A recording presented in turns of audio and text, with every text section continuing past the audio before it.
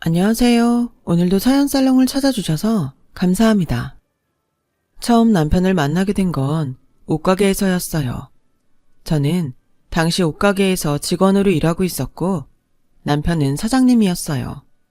당시 저희 가게는 남성복들을 주로 판매하는 매장이었는데 저는 그간 의류 아르바이트 경험이 많아 손님들에게 옷을 판매하고 매장을 관리하는 데 익숙했습니다.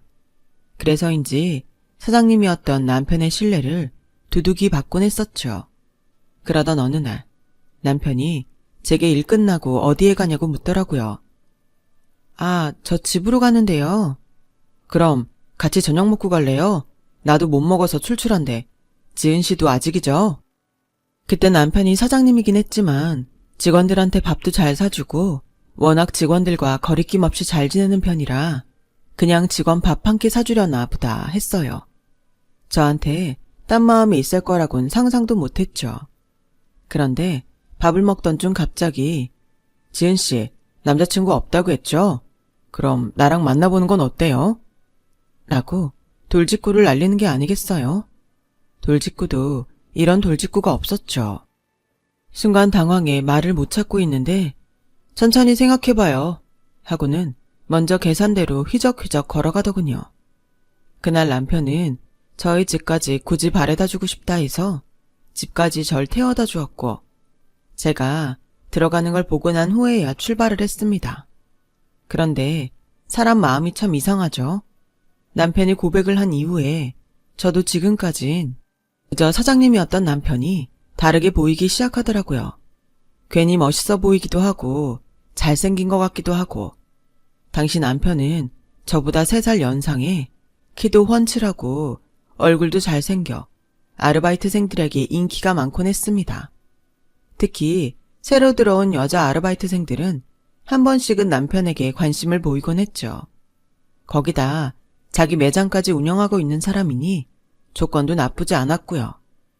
그렇게 저는 남편에게 차차 호감을 보이다 연애에 돌입했고 1년이라는 짧다면 짧은 시간, 길다면 긴 시간에 걸쳐 서로 매일같이 만나다 결혼이라는 도착지에 이르렀습니다.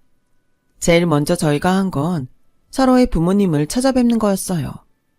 저는 일찍 아빠가 돌아가시고 엄마 밑에서 커서 저희 엄마만 남편을 보면 되었는데 예상대로 엄마는 남편을 무척 좋아하셨어요. 착실하고 예의도 바른 것 같다면서 말이죠. 그런데 아무래도 시부모님을 뵙는 자리는 좀 걱정이 되었어요. 하지만 걱정과 달리 시부모님께선 그래, 지은이라고 했지? 아우, 예쁘게 생겼구나. 얼른 오렴. 이제 우리 한 식구니 시어머니라 너무 어렵게 생각 말고 편하게 부탁하고 싶은 거 있음 다 해. 하며 저를 반갑게 맞이해 주시더라고요. 그때 참 바퀴에 기름칠이 잘 된 것처럼 모든 게 착착 들어맞단 생각이 들었어요. 하지만 제가 그 믿음이 깨지게 된 건 불과 결혼하고 나서 반년도 채 되지 않아서였어요. 저희는 결혼 후 원래는 함께 매장을 운영하기로 했는데요. 제가 갑작스레 다른 의류회사에 취직을 하면서부터 저는 회사로, 남편은 가게로 출근을 하게 되었습니다. 그런데 어느 날부터인가 남편이 점점 집에 늦게 들어오기 시작하더라고요. 오빠, 오늘 늦어? 나 오빠랑 같이 저녁 먹으려고 기다리고 있었는데 오빠 좋아하는 아구찜 해놨어. 아, 나 오늘 늦는데 재고 정리할 게 많아서 어떡하냐? 너 혼자 먹어야겠다. 정리하고 가면 늦을 것 같아. 그래? 알겠어. 어쩔 수 없지 뭐. 처음엔 일 때문인 줄만 알았죠. 저도 옷가게에서 남편과 같이 일했지만 재고를 정리해야 하는 날엔 집에도 가지 못하고 밤새 같이 정리를 하곤 했었거든요.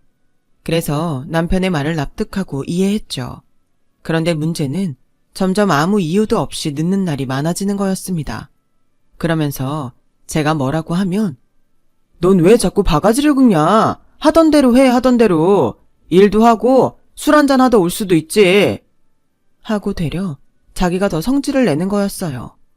남들은 신혼생활이니 뭐니 웃으며 즐거워할 때 아내가 일찍 들어오라는데 거기에다 대고 저런 말을 하는 남편 이해가 되시나요? 저는 순간 가슴속에서 열불이 나 어느 날은 참다 남편에게 빽 소리를 지르고 말았어요. 지금 장난해? 오빠 이거 몇 번째야. 그놈의 일핑계 그만 대고 당장 들어와. 안 그럼 이혼이니까. 제 말에 남편은 겁을 먹은 건지 그제야 조심스레 집으로 기어 들어오더군요. 그러면서 제게 하는 말이 앞으로 자기 하는 일에 간섭하지 말라는 식의 말들을 늘어놓더라고요. 기가 막혔어요. 여보, 우리 지금 결혼한 지 1년도 안 됐어. 그럼 일찍 들어와서 나랑 연애할 때처럼 시간도 보내고 할 수 있잖아. 우리 서로 결혼했다고 소홀해지지 않기로 했잖아. 누가 소홀해진대. 그게 아니고 나도 일이 바쁘고 하니까 서로 각자의 시간을 좀 갖자는 거 아니냐. 왜 말귀를 못 알아들어?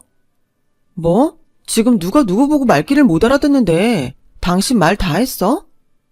그렇게 그날 저흰 처음으로 격한 부부싸움을 하게 되었고, 그리고 일어나면 눈도 서로 안 마주치는 냉정기를 갖게 되었어요. 제가 좀 풀어보려고 다가가도 남편은 여전히 늦게 들어오고 술 냄새만 폴폴 풍기고 있으니 언젠가부턴 상대하기도 싫더라고요. 결혼은 내가 왜 했나 싶고 이 사람이면 함께 행복할 수 있을 줄 알았는데 어디서부터 꼬였나 싶었어요. 정말 별의별 생각이 다 들었던 것 같아요. 그렇게 저는 신혼 1년차 하루하루를 눈물로 보내게 되었어요. 하지만 가뜩이나 힘든데 여기에 더 저를 힘들게 했던 사람이 바로 저희 시어머니였어요. 얘, 너 우리 진원이 밥 챙겨 먹였지? 걔는 내가 어렸을 때부터 뜨뜻한 밥 해먹여서 밥은 꼭 따뜻하게 해줘야 해. 괜히 냉장고에 밥 넣어놓고 전자레인지 돌리지 말고 밥은 꼭 새밥으로 해라. 어? 아, 맞다. 그리고 너 이거 여기 먼지 좀 봐라. 내가 냉장고 정리는 수시로 하라 했잖아. 안 그럼 먼지 쌓인다고. 네, 어머니. 밥은 잘 해먹이고 있어요. 걱정 마세요. 원래 시어머니는 저희 부부가 살았던 서울에서 좀 떨어진 지방에 살고 있으셨어요. 그런데 갑자기 시아버지가 돌아가시면서 살던 집을 정리하시고 이곳 근처로 오시겠다고 하더라고요. 아무래도 시아버님 돌아가시면 혼자 사시는 게 얼마나 적적하실까 싶어 안쓰러운 마음에 이리로 오시라고 알겠다고 말했지만 솔직히 이럴 줄 알았다면 반대했을 겁니다. 우선 저희 집 바로 옆동으로 이사 오실 줄도 몰랐고 밥 먹듯이 매일 드나드실 줄은 상상도 못했거든요. 어떻게 보면 이 기회에 아들이 매일 늦게 들어오고 술 마시고 하는 걸 보시게 되니 잘 된 거라 생각하기도 했어요. 그런데 웬걸. 얘, 남자가 밖에서 일하고 돌아다니면 술도 마시고 할 수 있는 거야. 그런 것도 못하면 어떻게 사회생활하니? 너도 사회생활해서 알잖아. 그러니 그런 거 가지고 괜히 애 피곤하게 뭐라 하면 안 된다. 너, 내가 우리 아들을 잘 알지만 우리 아들은 건전하고 바르게 큰 애라 딴짓은 안 해. 하고 말씀하시더라고요. 어머니, 저도 사회생활 해봐서 아는데요. 회식 자리는 참석하는 게 맞지만 진환 씨는 사장님이잖아요. 일주일에 2-3번씩 회식 자리가 있는 게 말이 되나요? 그럼 그걸 자기가 주도했단 말인데 말이 안 되지 않을까요? 어머? 너 어디서 말대답을 그리 따박따박 하는 거야? 니네 집에서 그러라고 가르쳤어? 그리고 지금 내 앞에서 우리 아들 헐뜯는 거야? 너, 네 남편 그렇게 헐뜯으면 좋으니? 우리 진환이가 무슨 알코올 중독자도 아니고 남자가 그 정도 술 먹는 건 괜찮은 거야. 아무것도 모르면서 얘는? 시어머니한테 말대답이나 하고 너 당장 나한테 사과해라. 말도 안 되는 이유로 제게 수치심을 안겨주며 죽어라 아들 편을 드는 시어머니를 보니 할 말이 없더라고요. 시어머니가 물론 무조건 제 편을 들어주리라 기대하진 않았지만 솔직히 허탈했어요. 시집 오기 전엔 귀한 며느리가 우리 집에 와서 좋다. 친엄마처럼 잘해줄게 하시던 분이 대놓고 구박에 잔소리에 거기다 철없는 남편 편까지 자처하시니 실망스럽고 사람을 너무 쉽게 믿은 제가 싫어지기까지 했어요. 결국 기댈 데가 친정밖에 없더군요. 엄마, 뭐해? 엄마 일하지. 왜? 무슨 일 있니? 아니, 그건 아니고 그냥 엄마 목소리 듣고 싶어서 전화했어. 목소리 듣고 싶다는 애가 왜 이리 힘이 없어? 무슨 일 있어? 사위가 힘들게 해? 엄마의 따뜻한 목소리를 듣자 곧바로 제가 가진 고민과 슬픔을 죄다 엄마에게 털어놓고 싶었어요. 엄마에게 다 털고 나면 조금은 저도 후련해질 수 있을 것 같았어요. 그런데 막상 엄마 목소리를 들으니까 또 입이 안 떨어지더라고요. 시집간 지 얼마 되지 않은 딸이 이러고 산다 하면 엄마 마음이 너무 상할 것 같았어요. 그래서 그냥 아무 일 없다 하곤 서둘러 전화를 끊고선 혼자 엉엉 베개에 얼굴을 묻고 울었습니다. 그때 제 모습이 지금 생각해도 너무 초라해서 그날만 생각하면 아직도 가슴 언저리가 아파오곤 해요. 그렇게 남편은 점점 집에 들어오지 않고 그러던 어느 날 일이 터져버렸어요. 어쩌면 예상했어야 할 일일지도 모르겠어요. 어느 날 남편이 술에 취해 들어와 잠꼬대를 하는데 어떤 여자의 이름이 들리더라고요. 민정아. 남편은 잠꼬대를 하면서도 실실 웃었고 그러면서도 계속해서 그 여자 이름을 중얼거렸어요. 순간 기분이 쎄하더라고요. 저는 곧바로 평소 안 하던 짓을 했어요. 남편의 휴대폰을 찾아 뒤진 거였죠. 잠금장치가 걸려있긴 했지만 몇 번 푸는 걸 봐서 패턴을 알고 있었고 금방 메신저로 들어갈 수 있었어요. 아닐 거야 하면서도 가슴은 왜 그리 쿵쾅거리던지. 다행히 메신저로 들어가 모든 통화 기록과 문자 기록을 확인했는데 민정이란 이름은 그 어디에도 없었어요. 그런데 문득 남편이 자주 전화를 건 번호 하나가 눈에 띄더라고요. 남편이 종종 제 앞에서도 직원이라고 하면서 통화를 하던 번호였어요. 이름은 민석 씨라 저장이 되어 있었고요. 설마 해서 저는 통화 버튼을 눌렀고 잠시 후 컬러링이 들리더니 여보세요? 말씀하세요. 여보세요? 여자 목소리더라고요. 이 때려 죽일 놈. 이놈이 기어이 일을 저지른 거예요. 저는 전화를 끊을까 말까 잠시 망설이다 화를 꾹 참고 입술을 뗐습니다. 저 장진원 씨 아내 되는 사람인데요. 아, 네. 그런데요? 이 여잔 심지어 뻔뻔하기까지 했습니다. 제가 아내라고 하는데도 놀란 기색 하나 없더라고요. 지금쯤이면 왜 자기한테 전화를 한 건지 상황 파악을 해야 하는데 말이죠. 저는 일단 전화를 끊고 남편을 깨워 추궁하기 시작했어요. 당신 민정이란 애랑 바람 펴? 뭐? 민정이? 걔가 누구야? 남편은 더듬거리며 제 시선을 회피했어요. 딱 보니 바람이 맞았죠. 순간 맥이 탁 풀리면서 피가 차게 식더군요. 그제야 남편이 저 매장 오지 못하게 했던 것부터 시작해서 제 앞에서 이 여자랑 통화하면서 웃었던 것들이 하나 둘씩 떠올랐어요. 전 그대로 남편을 벽에 세워두고 가슴을 퍽퍽 치며 네가 인간이냐고 어떻게 그럴 수 있냐 소리를 쳤습니다.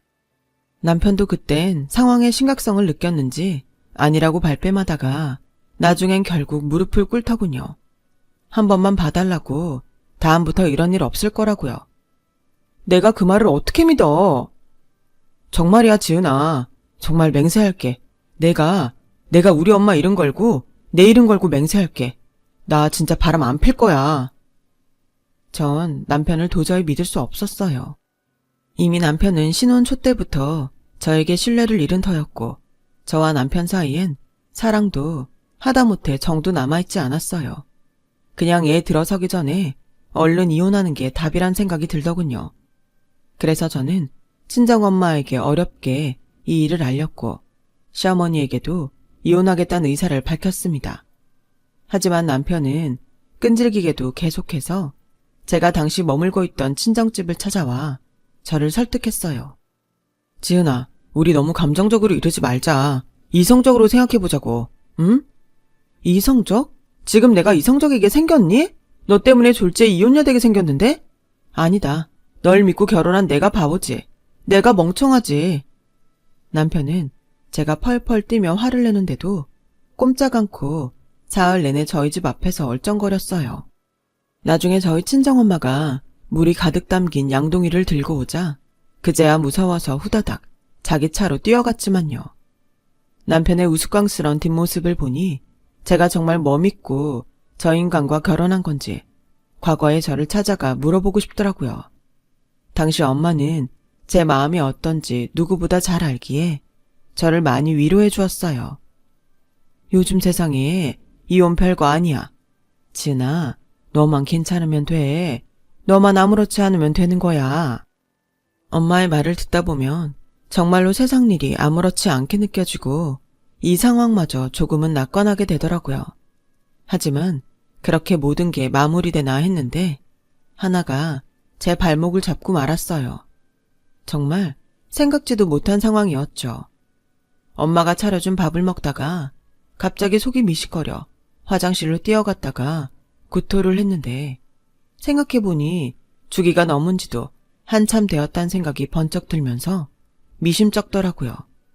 설마 하는 마음에 떨리는 손으로 테스트기를 사보았는데 설마가 사람을 잡더군요. 엄마, 나 어떡해. 비명처럼 내지른 그 말에 저희 엄마도 당황하기 마찬가지였습니다. 엄마는 며칠 밤을 엉엉 우셨어요. 우리 딸 불쌍해서 어쩌면 좋냐고 하면서요. 저 역시 며칠 밤을 꼬박 새며 고민하고 또 고민했어요. 그리고 결론부터 말씀드리면 저는 남편에게로 돌아갔어요. 죽어도 돌아오기 싫었지만 그렇다고 애를 지우자니 그건 못하겠어서 여기 온 거야. 당신 마지막으로 기회 주는 셈 치는 거니 앞으로 잘해. 그리고 남편은 싱글벙글 웃으며 연신 고개를 끄덕였어요. 시어머니도 제가 돌아왔다는 소식을 듣자 곧바로 집으로 오셔선 전과 달리 제 눈치를 조금 보시더라고요. 솔직히 남편이 다시 바람피진 않을까? 걱정하지 않은 건 아니었지만 설마 이놈도 사람이라면 이젠 안 그러겠지 하며 그 시간을 버텼던 것 같아요. 아무래도 임신을 했다 보니 몸도 무겁고 여러모로 많이 예민해졌는데요. 처음엔 남편이 이런 제 비위를 잘도 맞춰주었어요. 여보, 오늘 뭐 먹고 싶어? 당신 먹고 싶은 거 다 말해봐. 여보, 내가 딸기 사왔는데 당신 전에 이거 먹고 싶다 했잖아. 자, 입 벌려봐. 그간의 일을 만회하고 싶었던 건지 그래도 태어날 핏줄이 자기 핏줄이라 정신이 든 건지 이유가 뭐가 됐든 어쨌든 저는 남편의 그런 모습이 싫지 않았어요. 마음이 열린 건 아니었지만 남편이 옛날 연애적처럼 저에게 살갑게 구니 내심 봉변 당할 일은 없어 다행이라고 생각했어요. 그렇게 10달을 품에 안다 무사히 아이를 낳게 되었고 저도 귀중한 내 아이를 품에 안게 되었어요. 아이를 낳게 되자 출산 때의 고통은 온데간데 사라지고 이런 어여쁜 아이를 잘 돌봐야겠다, 잘 키워야겠다는 생각이 강하게 들더라고요. 다름 아닌 그 누구의 아이도 아닌 내 아이니까요.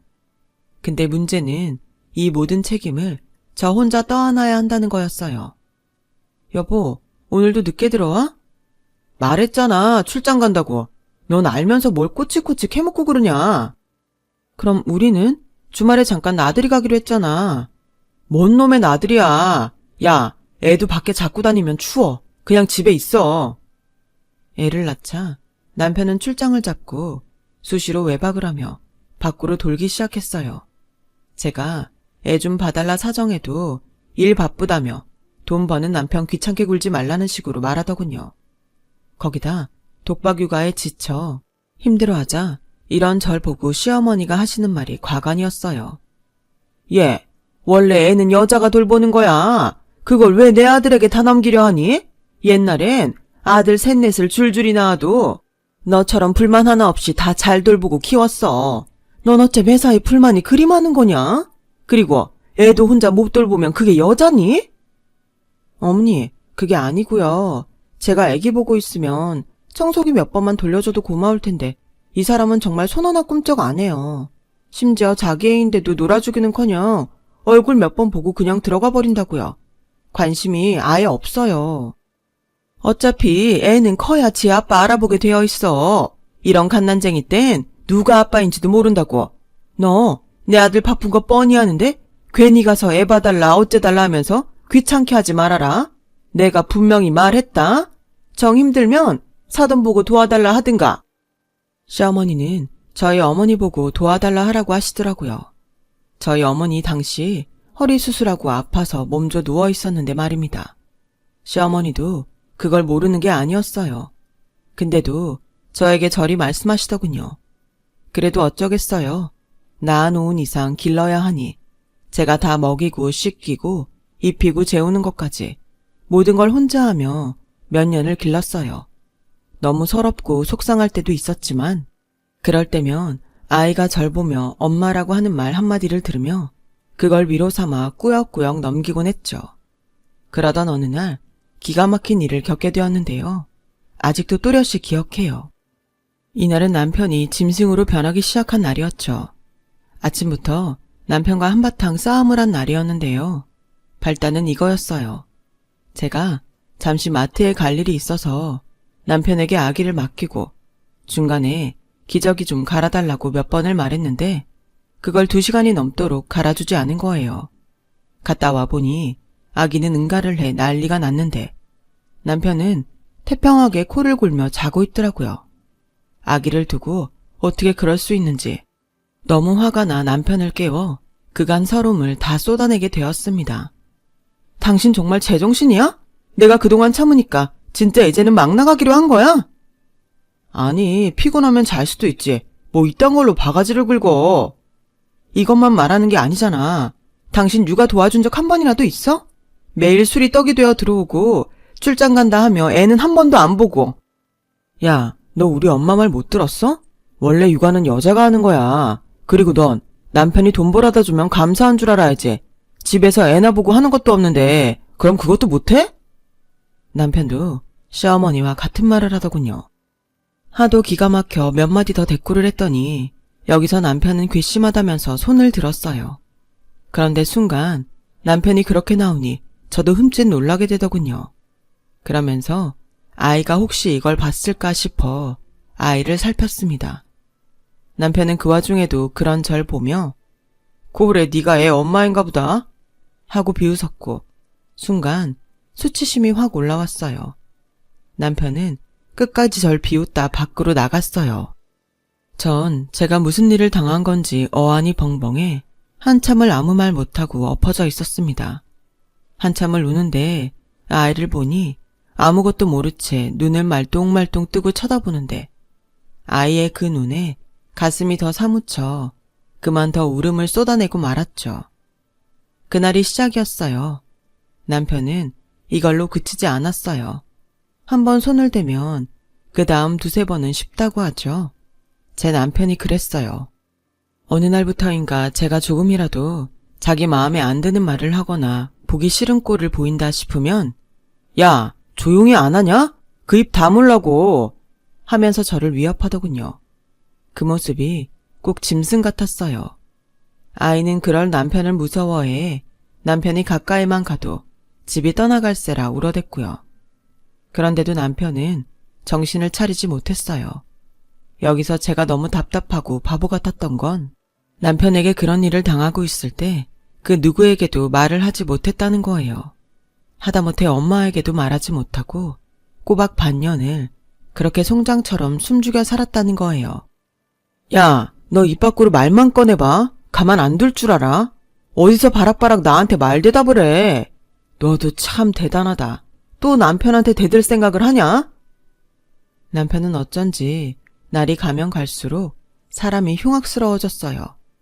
예전에야 그냥 바람피는 논팽이였다면 나이가 드니 이건 그냥 깡패가 따로 없었어요. 남편 때문에 집 분위기는 공포 그 자체였고 어느덧 제 안에선 살고 싶지 않단 생각이 스물스물 기어 올라왔어요. 언제는 아기를 안고 재우는데도 극단적인 생각이 드는데 제가 절 제어하지 못할까봐 두려워지더라고요. 그러던 어느 날이었습니다. 제가 드디어 남편을 피해 집으로 도망 나오게 된 사건이 일어났는데요. 그날은 하필 시어머니까지 다 있는 명절날이었어요. 시어머니는 아침부터 제게 얘, 전 좀 제대로 붙여라. 넌 대체 살림을 어떻게 한 거니? 이거 하나 못해? 하며 들볶았고 남편은 태평하게 거실 소파에 앉아 TV를 보고 있었어요. 아기도 돌보는 둥 마는 둥 하면서요. 그런 남편을 보니 속에서 울분이 터져 나왔지만 겨우 사귀고 있었어요. 그런데 저녁 식사가 끝나고 집에 돌아와서도 빈둥빈둥 할 일 없이 TV를 보던 남편이 아이가 운다고 소리를 지르는 겁니다. 야, 애 좀 조용히 시켜. 사소한 일이었지만 왜 그랬을까요? 순간 남편의 그런 행동을 도저히 참을 수가 없었어요. 그래서 그만 리모컨을 빼앗아 TV를 꺼버렸어요.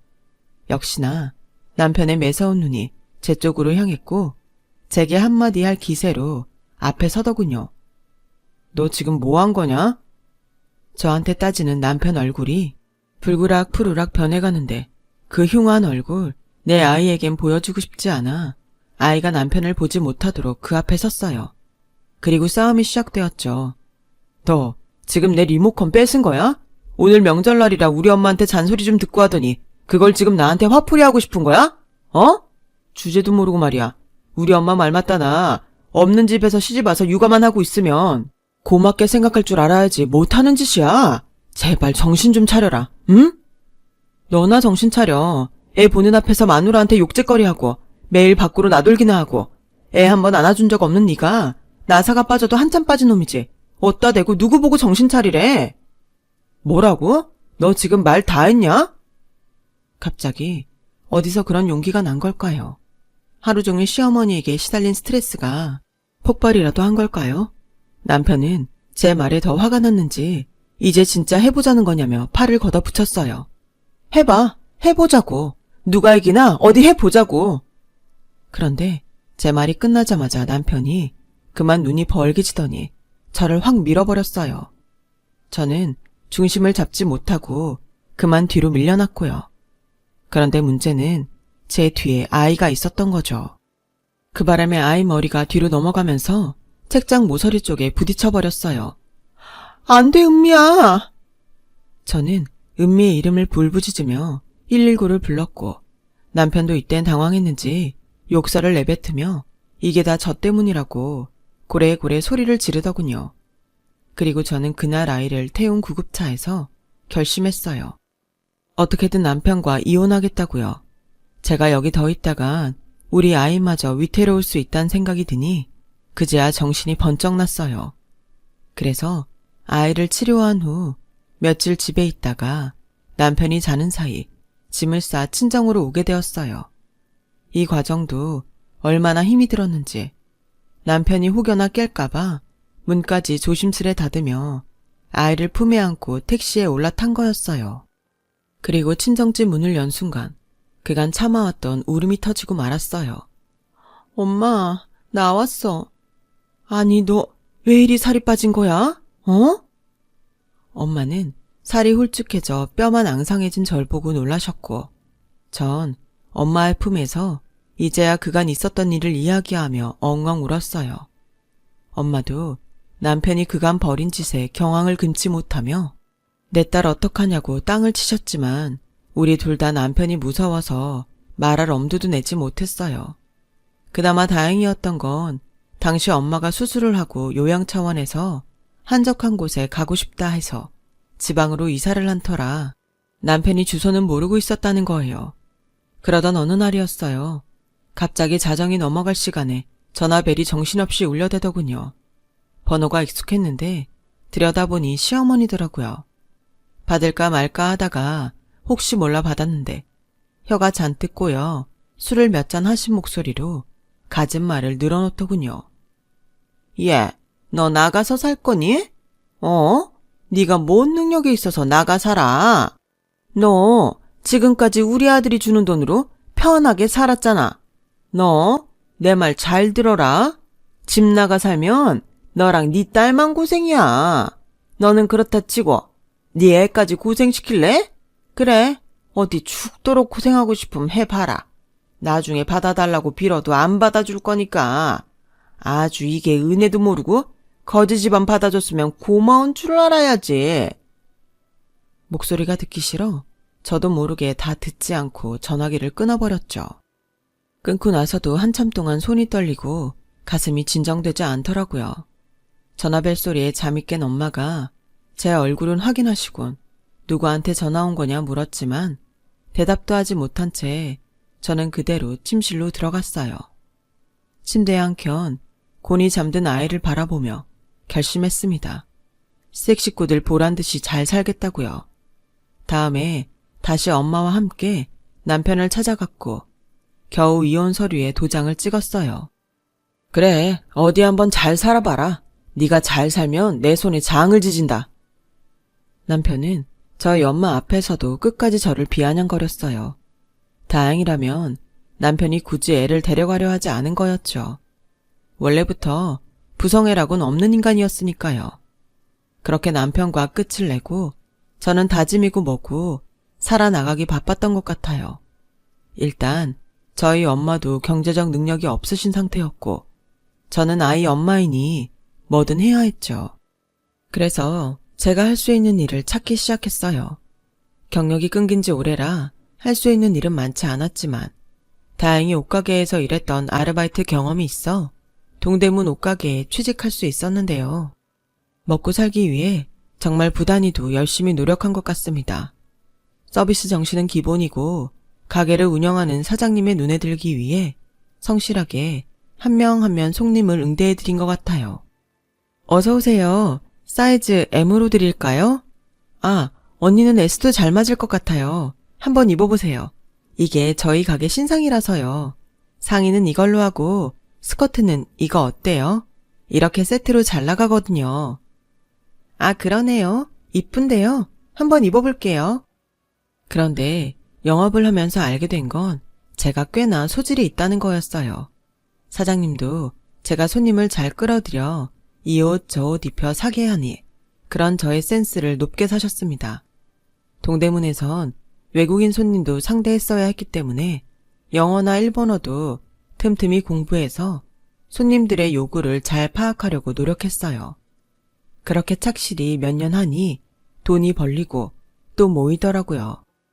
그 돈으로 집세도 낼 수 있었고 엄마 병원비에 우리 아이 식비도 다 대줄 수 있었어요. 말 그대로 가장의 삶이었지만 그래도 전에 짐승만도 못한 삶을 살아왔기 때문에 전 돈을 벌 수 있다는 것 자체가 행복하더라고요. 그러던 어느 날 사장님이 뜻밖의 권유를 하셨어요. 내가 사실 명동에 옷가게 하나 낼 건데 거기 지은 씨가 책임지고 해주면 안 될까? 제가요? 월급은 당연히 지금보다 더 쳐줄 거고 잘 되면 지은 씨가 나중에 해도 되지 뭐. 가볍게 하신 듯한 말씀이었지만 저는 솔깃했어요. 이게 기회이고 놓치지 말아야겠다는 생각이 들더군요. 그래서 일단 명동으로 출근을 하게 되었고 매출을 늘리기 위해 꾸준히 노력하게 되었죠. 그 노력이 먹힐 때도 있고 먹히지 않을 때도 있었지만 어찌됐든 저는 하루하루의 삶에 최선을 다했어요. 놀라운 일은 그렇게 시작한 옷가게가 점점 성장해 확장을 해나가게 된 거예요. 사장님도 한 번씩 와서는 지은 씨 정말 대단한데? 이건 나도 못하겠다. 하며 놀라시곤 했죠. 당시 명동은 정말로 성수기였으니까요. 버는 돈이 어마어마했을 때였죠. 그러던 중 저는 모은 돈과 사장님의 도움으로 그 가게를 인수하게 되었고 제가 사장님이 되어 이끌어가게 되었어요. 몇 년간을 이끌다 보니 노하우도 생겼고 이젠 제가 직접 운영하지 않아도 여러 명 직원을 두어 조금은 여유가 생겼어요. 덕분에 우리 아이와도 시간을 보낼 수 있게 되었죠. 그러던 찰나 정말 놀라운 일이 생겼는데요. 아마 제 인생에서 이보다 더 통쾌한 일이 있을 수 없을 거예요. 제게 전화가 걸려온 겁니다. 바로 전 남편으로부터 말이죠. 당시 남편의 전화번호는 모조리 삭제했고 저도 전화번호를 바꾸었는데 나중에 알고 보니 제 친구를 통해 전화번호를 물어보았더라고요. 저기 말이야, 잠시 만날 수 있을까? 애가 보고 싶어서. 은미를 보고 싶다고? 전 남편은 갑자기 애가 보고 싶다며 제게 나와달라 했어요. 나갈까 말까 고민하다 저는 딸아이의 의사를 먼저 물어봤는데 딸아이가 만나기 싫다고 하더라고요. 제가 남편에게 당한 일을 아니 그런 거죠. 그래도 혹시 몰라 다시 물어봤는데도 싫다 하길래 저 혼자 일단 나갔습니다. 물론 제가 나간 데 목적이 있었죠. 바로 묵은 한을 풀기 위해서였어요. 나가보니 그곳엔 남편만 있는 게 아니었어요. 시어머니까지 같이 있었죠. 둘 다 미리 도착해 커피 한 잔도 안 시킨 채 낡은 외투를 입고 있더라고요. 무슨 일이야? 왔어? 왔니 며느라? 앉아봐라. 오랜만에 보는 두 사람의 얼굴은 정말 예전 얼굴이 맞나 싶을 정도로 너무 많이 상해 있더군요. 절 찾아온 용건을 들어보니 알겠더군요. 실은 우리가 말이다. 주식 투자를 잘못해 빚더미에 앉았거든. 그래서 빚쟁이들 피해 도망다니다 보니 상태가 별로 좋지 못하다. 그래서 말인데 너 돈 좀 있지? 내 아들이 네 SNS인지 뭔지를 봤는데 내가 어디 큰 가게도 가지고 있고 거기 사장님이라며. 그럼 우리 좀 도와줄 수 있겠다. 그지? 나는 몰라도 얜 네 딸 아빠잖니. 아, 절 보자는 용건이 이거였어요. 그러니까 제가 어머님과 이 사람을 거두어달라고요. 꼭 그렇다기보단 아님 네가 돈이라도 좀 빌려주면 우리가 몇 배로 갚아주마. 우리가 그 방면에선 아주 도사들이야. 어머니, 돈 앞이니 못하는 소리가 없네요. 도사들인데 이렇게 되셨나요? 죄송한데 저는 돈 못 빌려드리고 애 아빠라는 이유로 부양할 의무 없습니다. 그런데 제가 일이 세게 나오자 역시나 남편이나 시어머니나 본색을 드러내더군요. 남편은 곧바로 욕설을 내뱉었고 시어머니는 인상을 팍 찌푸렸어요. 야, 나 은미 아빠야. 네 애 아빠라고. 네가 이런 독한 인간인 거 애는 아냐? 아냐고. 나 독한 사람인 거 내 딸이 잘 알지. 너랑 있었던 그 괴로운 시간도 버텼잖아. 그러니 독하지. 내가 안 독하면 이렇게 살아있겠니? 근데 똑똑히 들어. 나 여기 나온 이유 하나야. 당신 인생 똑같이 수치스럽게 하려고. 나 무시하고 우습게 여기면서 함부로 주먹 휘둘렀지? 그거 다 증거 싹 모아서 소송이든 뭐든 걸어서 당신 더 망하게 할 수도 있어. 그러니까 앞으로 연락도 하지 말고 애도 찾지 마. 한 번만 더 나한테 욕짓거리 했다간 당신 그나마 가진 거 다 뺏길 줄 알아. 저는 그리 말하고 나와버렸습니다. 물이라도 뿌려주려 했는데 이미 바닥으로 치달은 두 사람에겐 그럴 필요도 없겠다 싶더라고요. 시어머니는 그래도 먼 미련이 남았는지 절 따라오려 했지만 그러지도 못하게 제가 먼저 차를 타고 출발해버렸어요. 요즘 저는 시원하게 복수를 해서 그런지 10년 묵은 갈증이 내려간 것처럼 가슴이 시원해요. 사실 떳떳한 삶을 살고 있으면서도 한 번쯤은 길거리에서 우연이라도 그 인간들 얼굴 마주치고 싶었는데 이렇게 직접 전화까지 걸어주니 얼마나 고마운지 몰라요. 어쨌든 저와 저희 딸 힘든 풍파를 견디고 살아온 만큼 앞으로 더 잘 살아가겠습니다. 지금까지 저희 이야기 들어주셔서 감사해요. 저 같은 사람도 잘 버티고 살았답니다. 혹여나 지금 어딘가에서 힘든 시간을 살고 계실 여러분들도 오늘 하루 부디 힘내세요. 여러분, 사연 댓글에 응원과 현명한 조언 부탁드려요. 좋아요와 구독은 저에게 큰 힘이 됩니다. 오늘도 좋은 일 가득하세요.